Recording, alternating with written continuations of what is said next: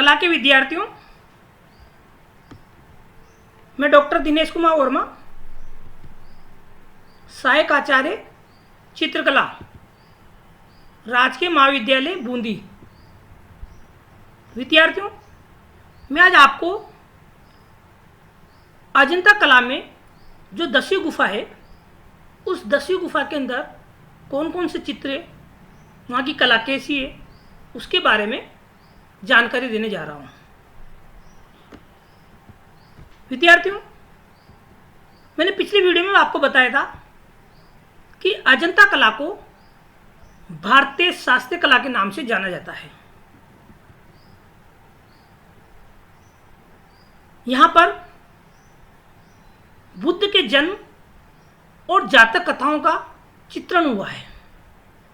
इतना ही नहीं, ऐतिहासिक दृश्य, धर्म से संबंध न रखने वाले दृश्यों को भी चित्रित किया गया है। शिकारी के दृश्य, काल्पनिक चित्रण भी हुआ है। आलेखन, जिनमें हम देख सकते हैं पशु पक्षी और मानवाकृतियां, भिखारियों को भी आलेखन के रूप में चित्रित किया गया है। स्वतंत्र रूप में राजा, साधु, बच्चे, स्त्रियां व पुरुषों को सामूहिक रूप से भी चित्रित किया गया है।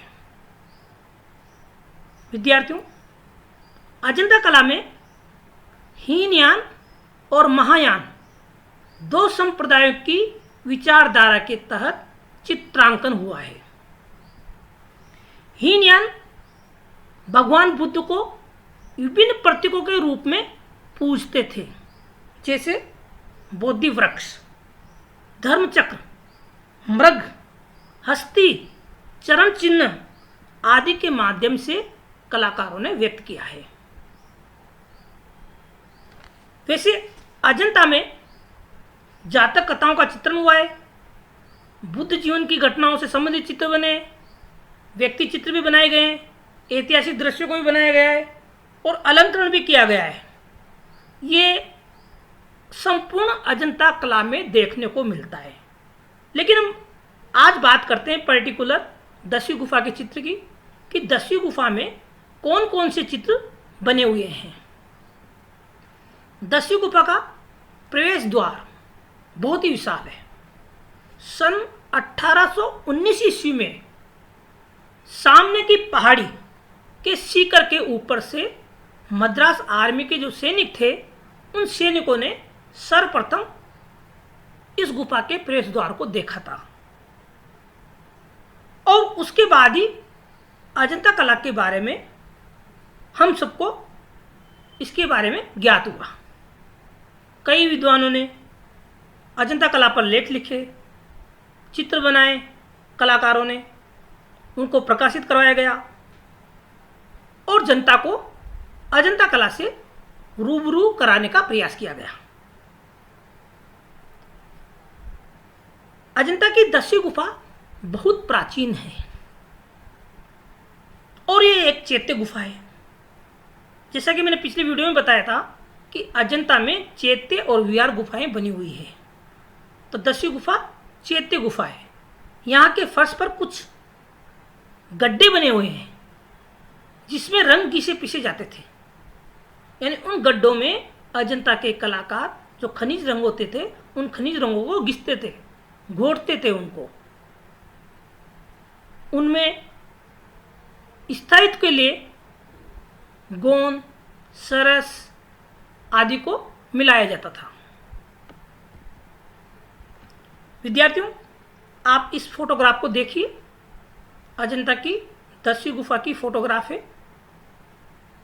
इनकी दीवारों पर सभी पे पहले चित्र बने हुए थे, लेकिन अब वो नष्ट हो गए हैं। पिलर पे भी चित्र बने हुए थे। इनके जो पिलर है, इन पिलर पर भगवान बुद्ध की अनेक रूपाकृतियां बनी हुई थी। अजंता के कलाकारों ने पैनल के रूप में चित्रण किया है, संपूर्ण दीवार को चित्रांकित किया है। घटनाएं पैनल के रूप में दर्शाई गई है।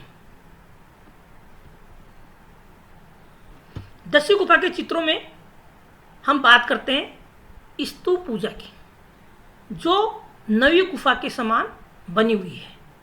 यानी नवी गुफा में भी स्तूप पूजा का दृश्य बनाया गया है और 10वीं गुफा में भी वैसा ही दृश्य बनाया गया है, जिसमें राजा रानी दलबल के साथ स्तूप की पूजा करते हुए जाते हुए दर्शाए गए हैं। अब विद्यार्थी हम बात करते हैं 10वीं गुफा के चित्रों के वर्गीकरण की। 10वीं गुफा में श्याम जातक, छदंत जातक, भिक्षु और बुद्ध तथा खंभों पर अनेक बुद्धाकृतियां बनी हुई है। यानी जो गुफाओं के अंदर जो पिलर बने हुए हैं, खंभे बने हुए हैं, उन पर बुद्ध की अनेक आकृतियां बनाई गई है। ये देखिए आप, पिलर्स का एक हिस्सा जिसमें बुद्ध की आकृति बनी हुई है।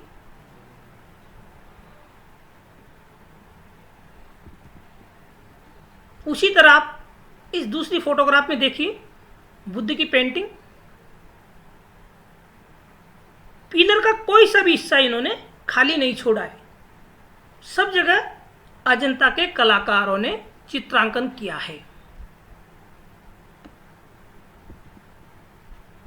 तीसरी में देखिए आप, भगवान बुद्ध लीन दिखाए गए हैं, उपदेश देते हुए दिखाए गए हैं। भगवान बुद्ध की विभिन्न मुद्राएं और भावभंगिमाएं चित्रों में निहित दिखाई देती है।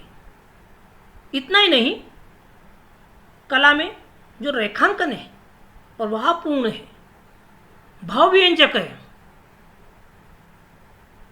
रेखाओं द्वारा ही संपूर्ण भावों की अभिव्यक्ति करने का प्रयास किया है। रेखाओं में लयात्मकता है, गति है।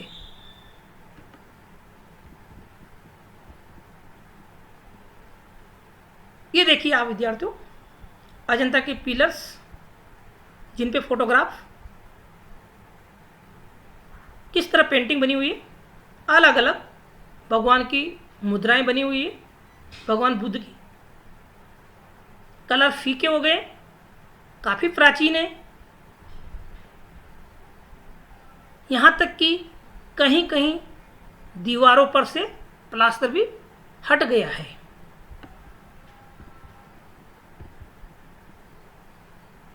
इस फोटोग्राफ में देखिए आप, भगवान बुद्ध की अनेक आकृतियां बनी हुई है। पैनल के रूप में देखिए आप, हर पैनल में भगवान बुद्ध की अलग अलग मुद्राएं चित्रांकित की गई है। ऊपर का जो पार्ट है वहां पर अलंकरण किया गया है।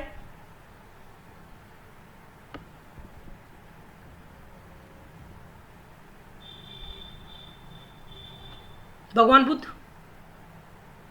विद्यार्थियों, इनकी जो पेंटिंग की फोटोग्राफ है वो मैंने अलग अलग करके आपको दिखाई है, ताकि आप इनको आसानी से समझ सके, इनके रंगांकन के बारे में समझ सके, इनकी रूपाकारों के बारे में समझ सके, कलाकारों ने किस तरह इनको संयोजित किया गया है, इनमें जो धार्मिक भावनाएं निहित दिखाई देती है वो किस तरह बुद्ध जीवन से लेकर बुद्ध के विभिन्न विचारों को इन्होंने चित्रांकित किया है, मानवीय रूपों में अंकित किया है। ये देखिए आप, नेक्स्ट पेंटिंग,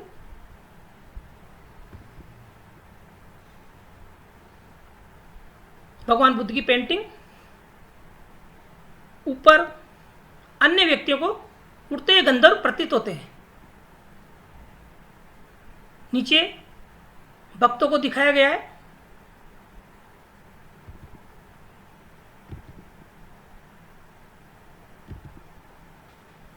विद्यार्थियों, हम बात करते हैं अब श्याम जातक की। अजंता कला में जो श्याम जातक की कथा चित्रित की गई है वो किस प्रकार अंकित है। वैसे देखा जाए तो श्याम जातक 3 सदी ईस्वी में चित्रित हुई थी। इस चित्र में अंधे माता पिता, यानी श्याम जातक की एक कथा है, उस कथा को चित्रित किया गया है एक पैनल के रूप में।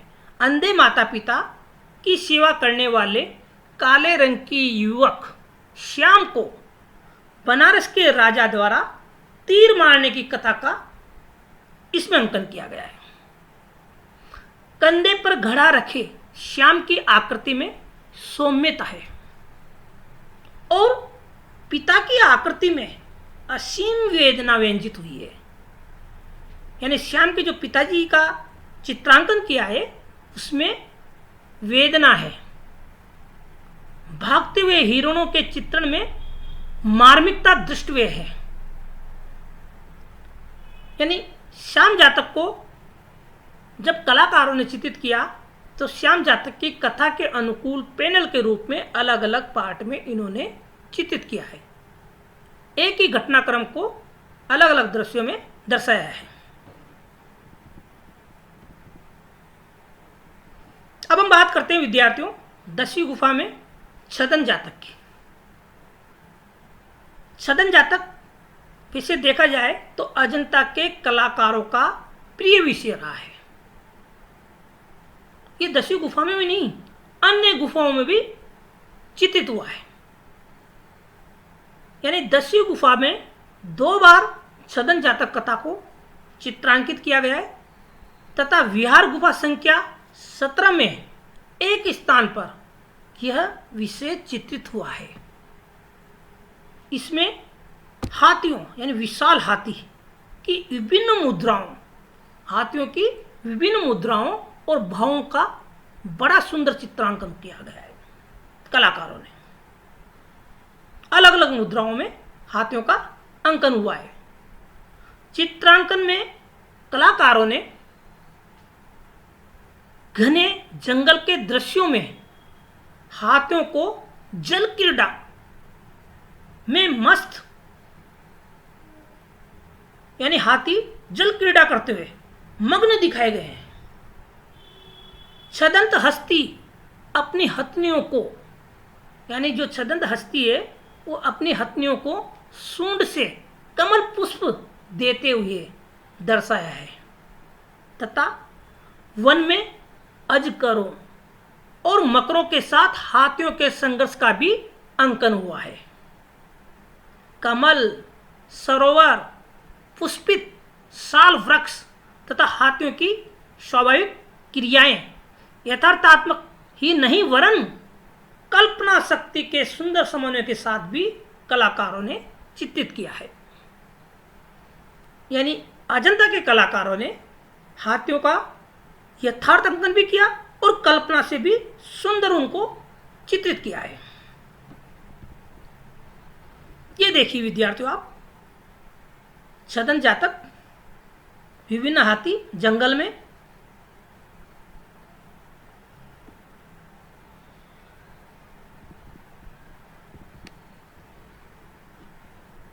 अब विद्यार्थियों 10वीं गुफा में एक महत्वपूर्ण चित्र और है जो सर्वाधिक विद्रावक दृश्य के रूप में जाना जाता है। हाथी के दांत देखकर रानी मूर्छित हो जाती है। राजा उसे पीठ की ओर से संभालते हैं। एक दासी पंखा झुला रही है। यानी रानी जब मूर्छित हो जाती है तो राजा उसको पीठ की तरफ से संभालते हैं और दासी उसके पंखा झुला रही है। दूसरी सिर पर छिड़कने को जल लेकर आई है और तीसरी निकट आकर रानी को कुछ पिलाना चाहती है। चौथी दासी उसके पैर का तलवा सहला रही है ताकि रानी जल्दी से वैसी ही स्वस्थ हो जैसी वह पहले थी। दृश्य में नाटकीय घटनाक्रम का चित्रांकन हुआ है। आकृतियों का संयोजन प्रभावकारी है और स्वाभाविक है। यानी जो आकृतियां चित्रित की गई है वो स्वाभाविक मुद्राओं में अंकित की गई है। शरीर की लौच तथा अंगों की गठनशीलता आश्चर्यजनक है।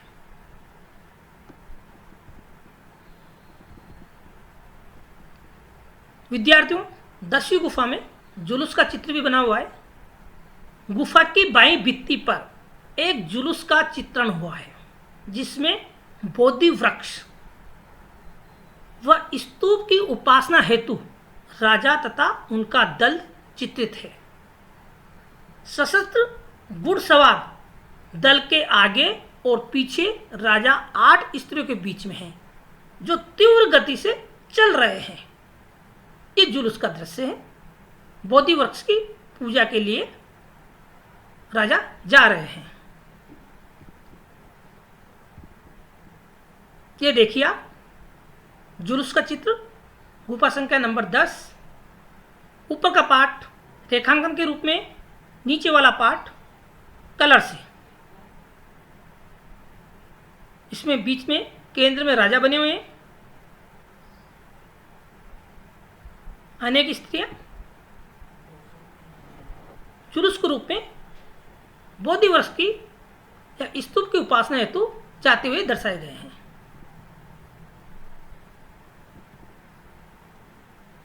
तो विद्यार्थियों, अजंता कला की जो 10वीं गुफा है, 10वीं गुफा के बारे में मैंने आपको जो जानकारी उपलब्ध कराई, निसंदेह आप इनकी पेंटिंग और इनके विषयगत अंकन के बारे में आप लाभान्वित होंगे और कला के क्षेत्र में आगे बढ़ते हुए प्रतीत होंगे। ऐसी मेरी मनोकामना है। Thank you.